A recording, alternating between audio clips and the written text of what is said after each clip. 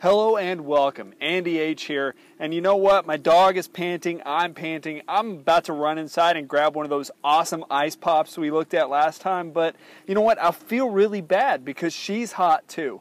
And she loves to go out and jump in the lake and take a nice swim. And look, now she's going underneath the shade. But you know what? I've got an idea for you. I'm going to show you how to make doggy ice pops. And it's super easy. Stick with me.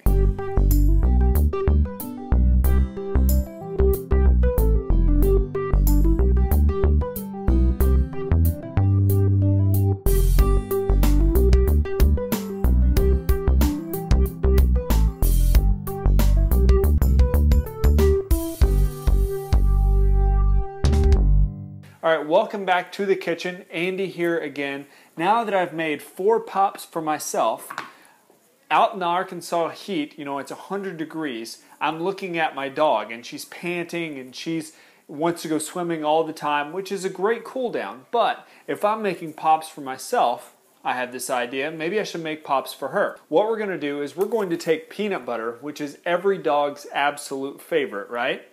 And we're actually going to put it in these popsicles. Now what you can do, you can either put it in a popsicle like this, or you can even put it into a regular ice tray. You can also put it on a regular cookie sheet as well. You throw down some wax paper and spoon it on there.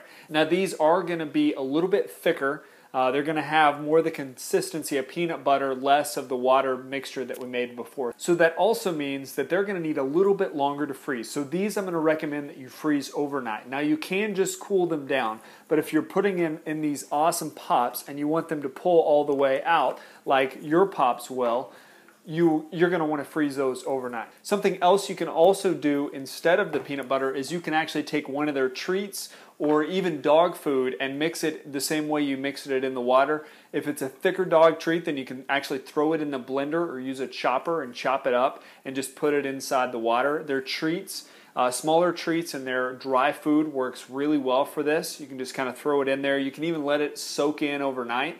And then whenever you pull that pop out and give it to your dog, she'll be in doggy heaven. So to make our peanut butter pops, all I'm going to do, I'm going to take a bowl here and our peanut butter, and I'm just going to spoon a little bit of this out into the bowl here.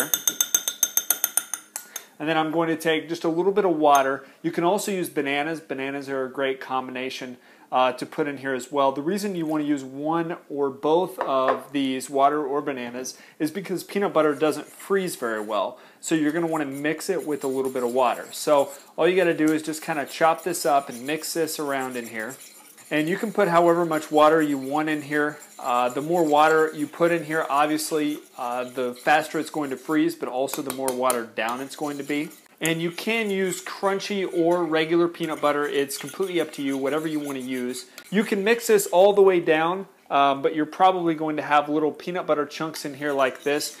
Just for our pops here, what we're going to do then is we're going to take this and we're going to spoon it into the ice pop mold here. So I'm just going to spoon it in here and hopefully I get it all in there without spilling everything everywhere. I so far have not gotten anything on my shirt yet, but it is inevitable.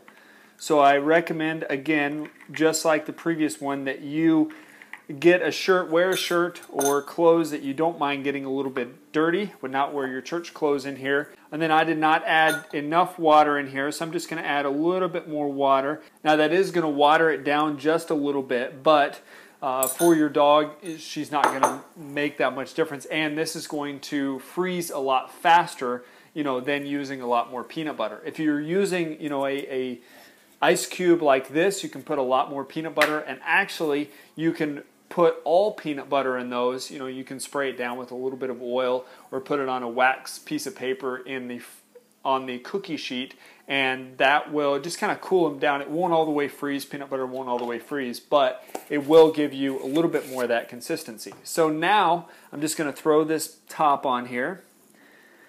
And again, you'll notice I used the fill line the same way as the other video, and even though it's not going to expand quite as much, it will expand. And so I use that line again right here where the top of the pop meets the bottom of the pop, and that gives you that good line so that you don't overflow your pop and make a huge mess in your freezer.